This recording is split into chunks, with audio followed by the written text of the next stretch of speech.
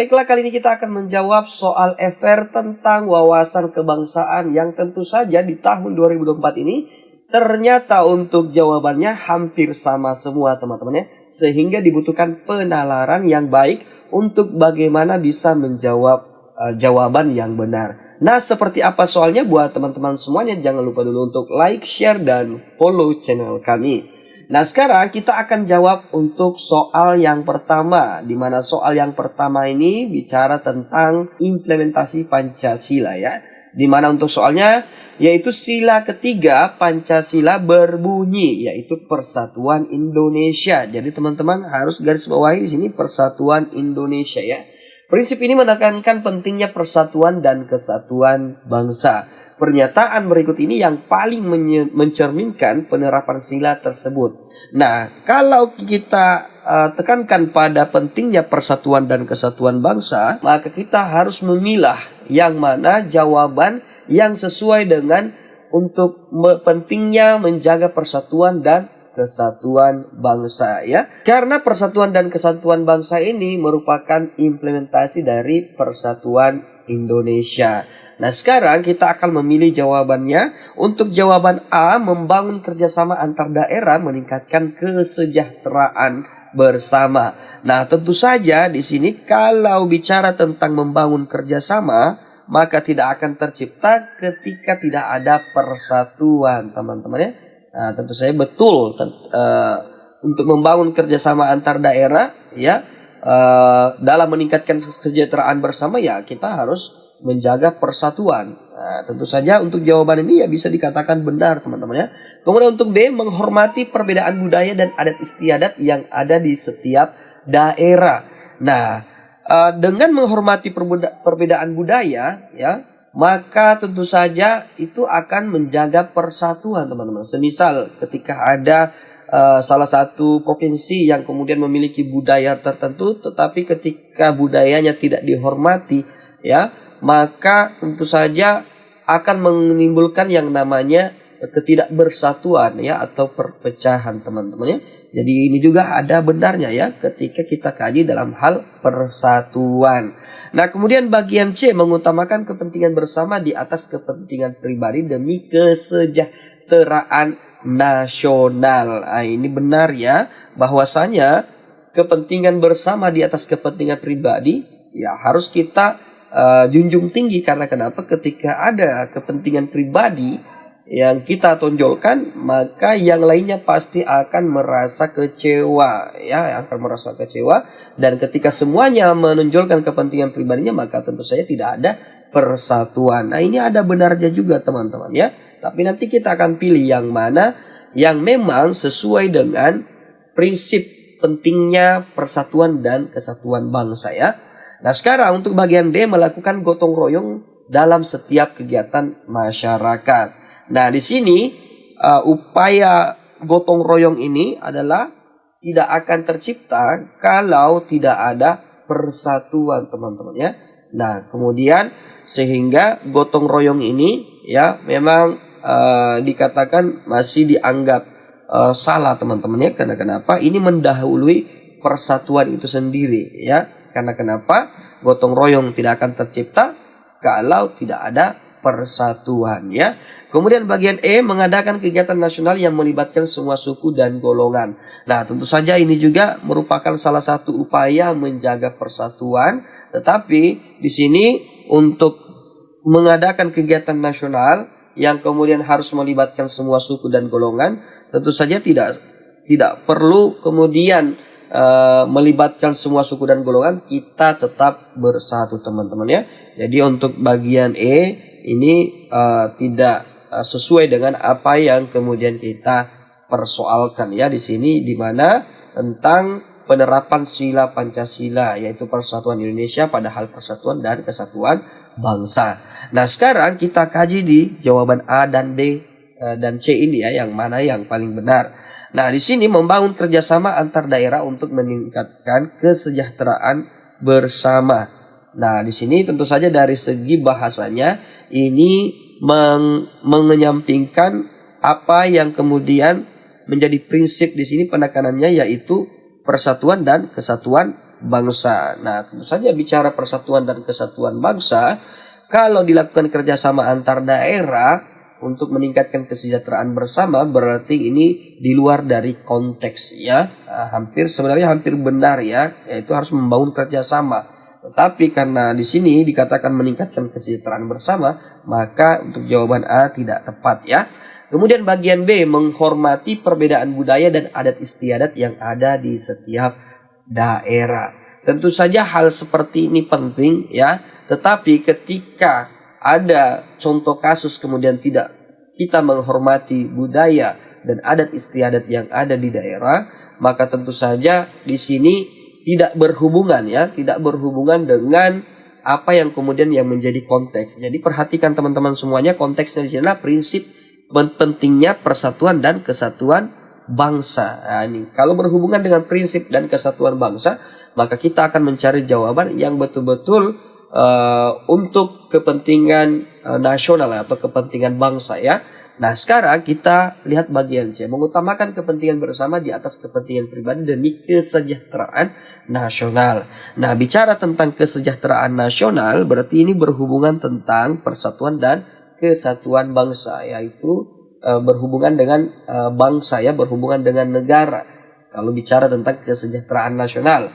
Nah, apa yang kemudian untuk meningkatkan kesejahteraan nasional, maka diutamakan mengutamakan kepentingan bersama di atas ya kepentingan pribadi. Nah, ini sudah jelas mutlak yang harus dilakukan, karena kenapa? Kalau kepentingan pribadi yang kita tonjolkan masing-masing, maka tentu saja tidak akan ada persatuan. Kalau tidak ada persatuan, maka tidak akan tercipta kesejahteraan nasional jika kita tidak mengutamakan kepentingan jika kita mengutamakan kepentingan bersama, teman-teman ya. Nah, jadi jawaban yang benar adalah bagian C. Selanjutnya untuk soal yang kedua, di sini soalnya bicara tentang undang-undang dasar ya, undang-undang dasar ya. Di mana di sini untuk soalnya yaitu dalam praktek pengawasan kewenangan konstitusional, Mahkamah Konstitusi memainkan peran penting dalam sistem peradilan Indonesia. Pernyataan mana yang paling tepat mencerminkan aspek penting dari peran MK sebagai lembaga pengawas kewenangan konstitusional ya teman-teman ya.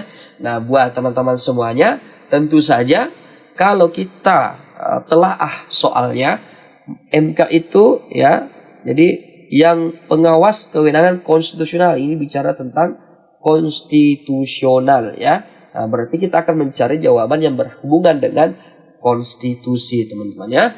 Nah, kalau kita telah jawaban bagian B, MK berperan dalam menjaga keseimbangan antar lembaga negara ya. Tentu saja ini tidak berhubungan dengan bagaimana peran MK itu sebagai pengawas kewenangan konstitusional ya. Meskipun sebenarnya ya untuk peran menjaga keseimbangan kekuasaan antar lembaga negara itu tidak dimiliki perannya oleh MK, melainkan peran tersebut diambil alih oleh Mahkamah Agung, teman-teman ya. Nah, jadi jawaban bagian A salah. Selanjutnya untuk bagian B, MK memiliki wewenang untuk mengesahkan undang-undang yang diusulkan oleh lembaga legislatif. Tentu saja di sini juga salah, teman-teman ya. Jadi MK ini tidak berwenang dalam mengesahkan undang-undang yang diusulkan lembaga legislatif. Jadi yang berperan mengesahkan undang-undang itu ya, itu adalah MPR, teman-teman ya. Nah, jadi tugasnya Majelis Permusyawaratan Rakyat ya. Majelis Permusyawaratan Rakyat. Jadi B salah. Nah, selanjutnya bagian C, MK bertugas menyusun peraturan perundang-undangan terkait dengan pelaksanaan konstitusi. Nah, di sini bagian C juga salah. Kenapa? Karena yang bertugas menyusun peraturan undang-undangan itu adalah lembaga legislatif, teman-teman ya. Jadi jawaban untuk bagian C salah, teman-teman ya. Jadi tugas DPR ya yang kemudian menyusun dan membahas undang-undang ya. Nah, kemudian bagian D, MK bertanggung jawab dalam mengawasi pelaksanaan hukum pidana di Indonesia. Nah, bicara tentang pengawasan pelaksanaan hukum pidana ya, nah, itu tugasnya Mahkamah Agung. Jadi untuk bagian D salah teman-teman ya. Nah, sekarang untuk jawaban bagian E yang benar teman-teman. Kenapa? Karena di sini MK dapat membatalkan undang-undang yang bertentangan dengan konstitusi. Jadi MK inilah yang kemudian bertugas bagaimana menghubungkan konstitusi ya, apakah benar secara Undang-Undang Dasar 1945 ya. Jadi kalau dia membatalkan undang-undang berarti itu sudah bertentangan dengan konstitusi, yaitu Undang-Undang Dasar 1945 teman-teman ya. Jadi jawaban bagian E yang benar ya.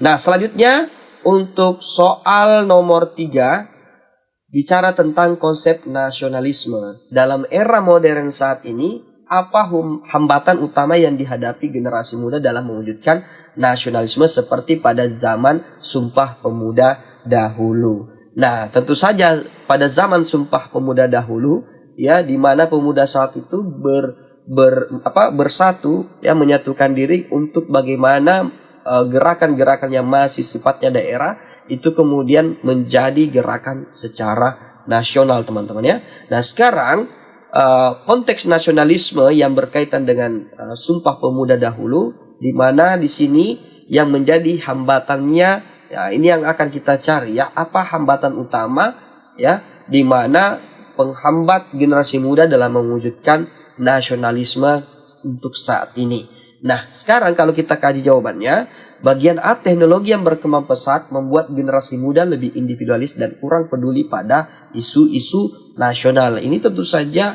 ada benarnya teman-teman. Kalau kita perhatikan ada benarnya bahwasanya banyak pemuda yang kemudian lebih cenderung membuat atau menggunakan teknologi ini untuk lebih pada individualis ya. Di mana dia cenderung menggunakan HP-nya untuk bermain game dan tidak peduli pada isu-isu nasional ya, ada benarnya. Nah, sekarang bagian B, perpecahan sentris antara era yang menyebabkan sulitnya membangun rasa persatuan dan kesatuan. Tentu saja ini mengenai perpecahan sentris atau sifatnya perpecahan antar etnis ya. Ini tentu saja bukan hal yang baru untuk saat ini ya. Bukan hal yang baru, berarti untuk jawaban bagian B salah ya. Jadi tidak berkaitan dengan era modern saat ini. Nah, bahkan ternyata di era yang dulu itu masih sering terjadi perpecahan sentris antar daerah atau perpecahan antar etnis ya. Berarti jawaban B kita tidak bisa jadikan jawaban yang benar ya. Nah, sekarang bagian C, kurangnya kesadaran akan nilai nasionalisme di kalangan generasi muda karena pengaruh budaya asing ya. Nah, ini juga benar ya, di mana memang di sini kesadaran yang kurang terhadap nilai-nilai nasionalisme itu ya, sehingga pengaruh budaya asing itu bebas masuk ya, bebas masuk untuk menggerogoti ya jiwa nasionalisme generasi muda ya. Nah, sekarang bagian D, dominasi konten hiburan di media sosial yang mengalihkan perhatian dari isu-isu kebangsaan. Ini juga ada benarnya, semakin banyak konten hiburan di media sosial itu akan membuat isu-isu kebangsaan jarang dilihat oleh generasi muda ya. Berarti D bisa benar jawabannya, tapi nanti kita analisis satu persatu ya.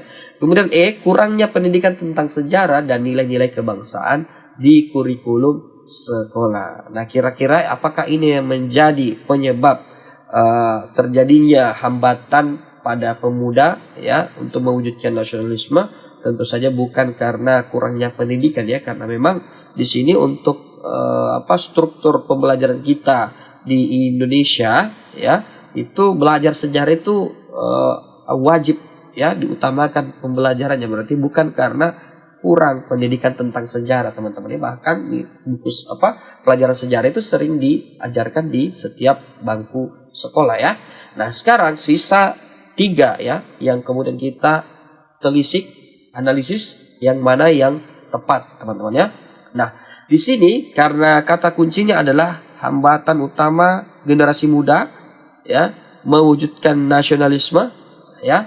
Nah, kemudian kita kontekskan dengan Sumpah Pemuda zaman dahulu ya, pada zaman dahulu di mana Sumpah Pemudanya memang pemuda pada saat itu nilai-nilai atau semangat nasionalisme itu semangat nasionalismenya tumbuh ya, karena ada ingin mempersatukan gerakannya ya, ingin mempersatukan gerakannya untuk menjadi gerakan nasional dan tidak bersifat lagi kedaerahan teman-teman ya. Nah sekarang karena di sini kalau bagian A, teknologi yang berkembang pesat membuat generasi muda lebih individualis, tentu saja ini bukan permasalahan teknologi yang berkembang pesat teman-teman ya. Karena kenapa?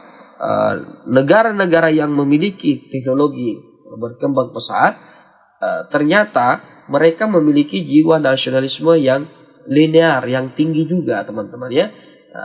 Ataukah negara yang memiliki teknologi yang berkembang pesat ternyata pada hari ini tidak bubar ya, berarti nasionalisme tidak ada hubungannya dengan teknologi yang berkembang pesat itu. Nah berarti jawaban A salah teman-teman ya. Nah sekarang untuk jawaban bagian C, kurangnya kesadaran akan nilai-nilai nasionalisme. Nah bicara tentang nasionalisme itu adalah tentang paham ya, paham untuk bagaimana menjaga persatuan dan kesatuan bangsa. Nah paham itu hanya berbicara pada konteks kesadaran ya, dia abstrak. Nah berarti di sini kurangnya kesadaran akan nilai-nilai nasionalisme itu ada benarnya ya. Kemudian dikarenakan pengaruh budaya asing. Tentu saja budaya asing ini menjadi salah satu penyebab ya kurangnya nilai-nilai nasionalisme itu. Kenapa?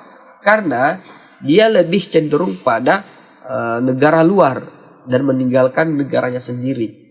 Sehingga kenapa bisa? Karena dia lebih cenderung melihat budaya orang luar itu lebih bagus, sehingga dia terpengaruhi, kemudian lama-kelamaan dia tidak akan cinta terhadap negaranya ya, yang tentu saja itulah yang membuat kesadaran nilai-nilai nasionalisme menjadi menyusut ya, atau berkurang teman-teman ya.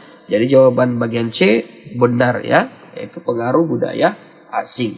Kemudian bagian D, dominasi konten hiburan di media sosial yang mengalihkan perhatian dari isu-isu kebangsaan. Tentu saja ini bukan menjadi suatu alasan ya untuk bagaimana mewujudkan ataukah hambatan nasionalisme untuk pada generasi muda ya. Karena kenapa? Untuk konten hiburan di media sosial ya tidak ada hubungannya dengan bagaimana pemuda tersebut bisa berkurang rasa nasionalismenya ya. Nah, itu berarti yang paling tepat di sini adalah bagian C, karena berhubungan teman-teman ya, berhubungan tentang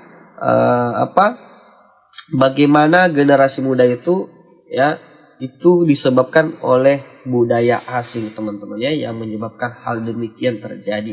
Karena di sini kalau bagian D, kalau hanya perkara konten hiburan ya berarti konten hiburan ini akan menjadi setiap konten hiburan akan menjadi penghambat mewujudkan nasionalisme. Padahal konten hiburan itu ya itu bisa jadi juga kita arahkan pada membangun rasa nasionalisme, misal membuat film tentang semangat nasionalisme ya. Tetapi kalau pengaruh budaya asing tidak bisa kita hubungkan, karena memang ini murni dari luar, bukan buatan dalam negeri. Semisal pemerintah Indonesia membuat semacam ataukah lebih mengutamakan budaya asing ya untuk supaya bisa meningkatkan nilai-nilai nasionalisme. Kan tidak ada hubungannya ya. Berarti bagian C adalah jawaban yang paling benar yang menjadi hambatan utama generasi muda dalam mewujudkan nasionalisme ya. Berarti jawaban yang benar adalah bagian C. Selanjutnya untuk soal yang keempat, di mana pada soal keempat ini bicara tentang pilar NKRI. Jepang membuat perjanjian dengan Indonesia untuk memberikan kemerdekaan. Namun ketika Jepang terdesak oleh tentara sekutu, mereka mengingkari janjinya.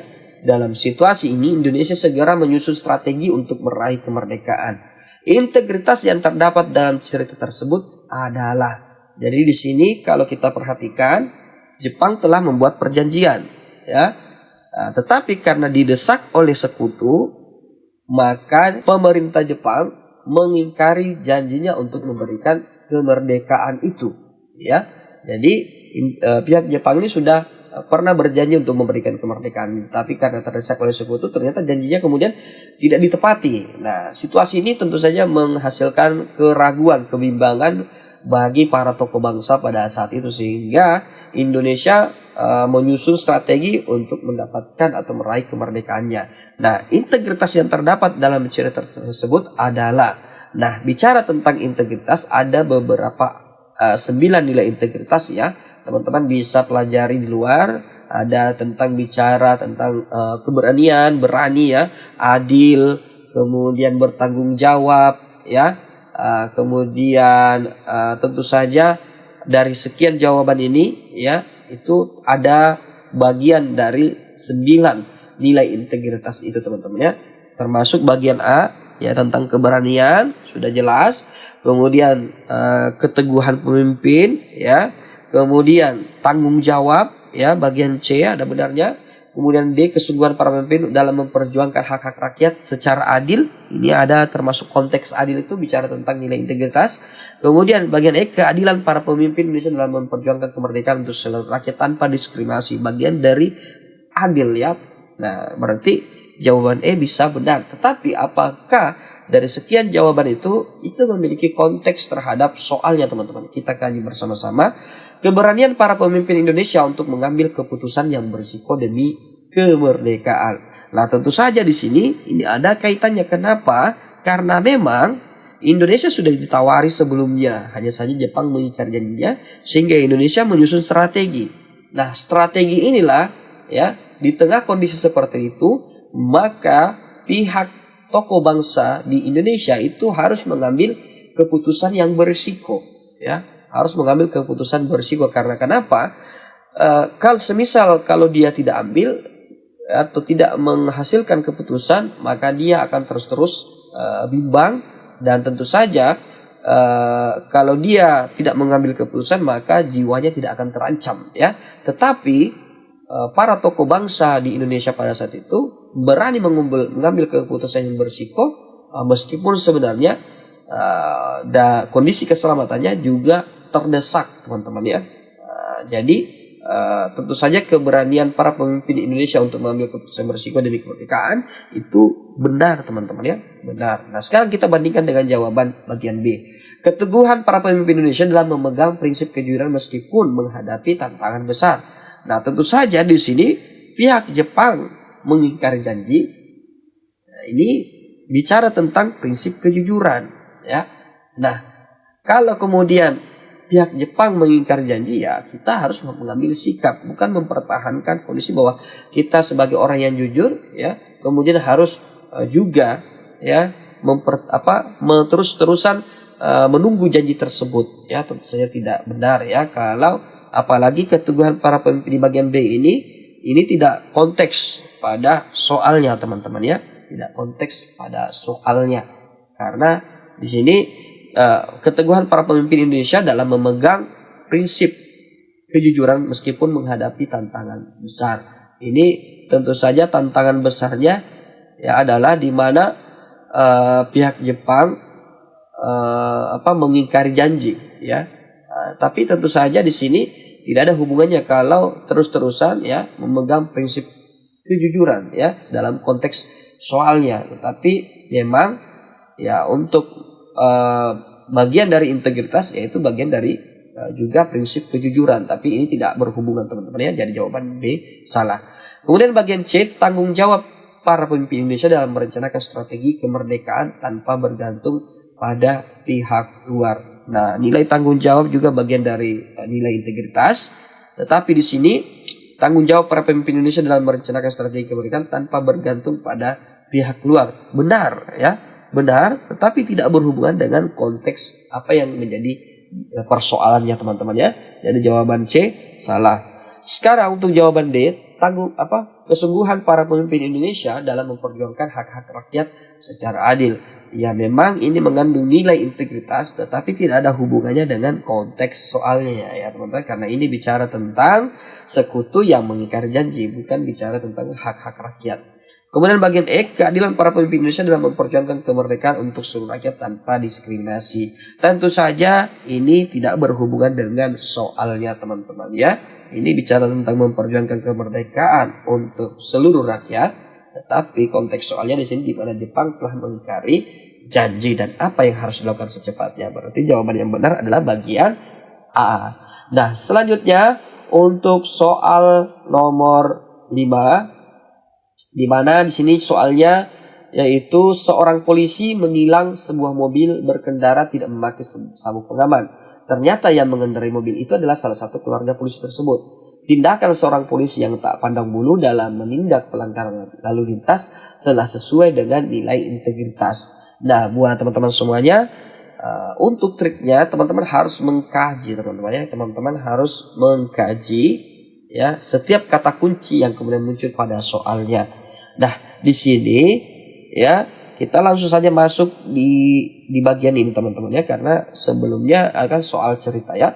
Tindakan seorang polisi yang tak pandang bulu. Berarti kata kuncinya di sini adalah tindakan yang tak pandang bulu.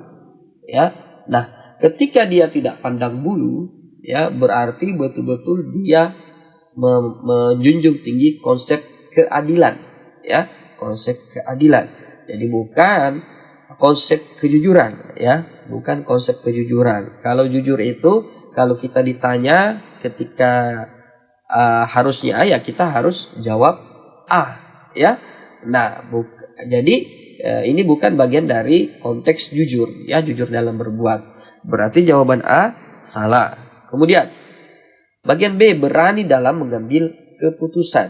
Nah, pada posisi ini karena kata kuncinya tidak pandang bulu ya, apalagi kalau kita lihat kasusnya ketika dia berani dalam membuat keputusan, memang ya meskipun ya dia bukan keluarga polisi ya, kita harus tetap berani dalam mengambil keputusan itu ya. Tetapi karena ini berkaitan dengan tidak pandang bulu, maka tidak ada kaitannya berani dalam mengambil keputusan ya. Nah, kemudian bagian C, adil dalam bertindak. Nah, adil ini berarti sikap yang tidak membeda-bedakan ya. Nah, kalau berani itu adalah sikap yang harus mengambil resiko ya, meskipun ya harus ada risiko yang ditanggung ya. Tetapi untuk bagian adil adalah tidak memandang atau tidak berat sebelah ya. Berarti ini ada hubungannya dengan konteks dari kata kuncinya, yaitu tanda tak pandang bulu teman-teman ya. Berarti jawaban C benar teman-teman ya. Nah, kemudian bagian D, profesionalitas dalam bekerja, tentu saja ada benarnya tapi tidak berhubungan dengan nilai-nilai integritas itu. Nah, kemudian peduli terhadap berbagai pelanggaran lalu lintas, tentu saja tidak ada hubungannya dengan apa yang menjadi konteks soalnya. Karena di sini kata kuncinya adalah tak pandang bulu, berarti itu mencerminkan sikap adil. Jadi jawaban yang benar adalah bagian C. Selanjutnya untuk soal yang keenam, yaitu soal tentang bela negara. Wujud keadilan dalam usaha bela negara sangat penting untuk menjaga kedaulatan dan keamanan negara. Prinsip keadilan seperti apa yang diterapkan kepada setiap negara, ya, setiap warga negara dalam usaha bela negara. Nah, ini bicara tentang usaha bela negara, menjaga kedaulatan dan keamanan negara. Nah, sekarang prinsip keadilan seperti apa yang diterapkan kepada setiap warga negara dalam usaha bela negara tersebut. Nah, kalau kita perhatikan jawabannya untuk bagian A, mengutamakan kerjasama dan kolaborasi antar berbagai elemen masyarakat untuk memperkuat pertahanan negara. Nah, tentu saja ini ada benarnya juga ya, mengutamakan kerjasama dan kolaborasi ya antar berbagai elemen masyarakat untuk memperkuat pertahanan negara ya. Tapi nanti kita kaji bersama. Kemudian bagian B, memberikan penghargaan dan pengakuan kepada semua warga negara yang berpartisipasi aktif dalam usaha bela negara. Ya, ada betulnya ya, tetapi di sini konteksnya adalah bagaimana keadilan ya, prinsip keadilan seperti apa yang diterapkan kepada setiap warga negara dan usaha negara. Tentu saja memberikan penghargaan bukan bagian dan pengakuan, bukan bagian dari prinsip keadilannya teman-teman ya. Berarti jawaban B salah ya. Kemudian bagian C, memastikan setiap warga negara tanpa memandang latar belakang memiliki kesempatan yang sama untuk berkontribusi dalam pertahanan negara. Nah, kalau kita perhatikan jawaban bagian C, karena di sini bicara tentang prinsip keadilan, ya, berarti memang warga negara jangan kita pandang bulu teman-teman atau melihat latar belakangnya untuk bisa memberikan kesempatan dalam berkontribusi dalam pertahanan negara. Tentu saja semua bisa ya tanpa ada latar belakang ya yang menjadi pertimbangan. Berarti jawaban bagian C ada benarnya ya. Kemudian bagian D, menyediakan pendidikan dan pelatihan bela negara secara merata kepada seluruh lapisan masyarakat. Nah, tentu saja ini secara merata bagian dari konsep keadilan.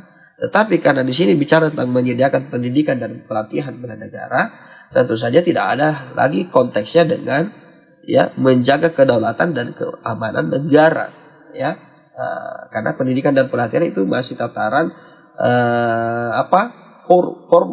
forum ya, masih diforumkan, belum pada realisasinya ya, masih tataran ide belum pada realisasinya. Nah, yang diharapkan di sini adalah yang menjaga kedaulatan dan keamanan negara. Jadi bukan lagi bicara tentang pelatihan dan pendidikan. Jadi jawaban D salah ya. Kemudian bagian E, mengintegrasikan nilai-nilai kebangsaan dan patriotisme dalam kurikulum pendidikan di semua tingkatan.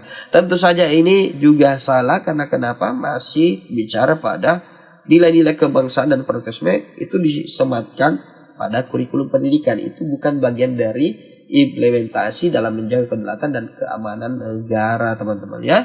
Nah, sekarang kita akan memastikan jawaban bagian A dan C. Kita kaji bagian A. Mengutamakan kerjasama dan kolaborasi antar berbagai elemen masyarakat untuk memperkuat pertahanan negara. Di sini mengutamakan kerjasama dan kolaborasi. Kira-kira apakah berhubungan dengan prinsip keadilan? Bicara tentang prinsip keadilan itu ya tidak membeda-bedakan. Ya.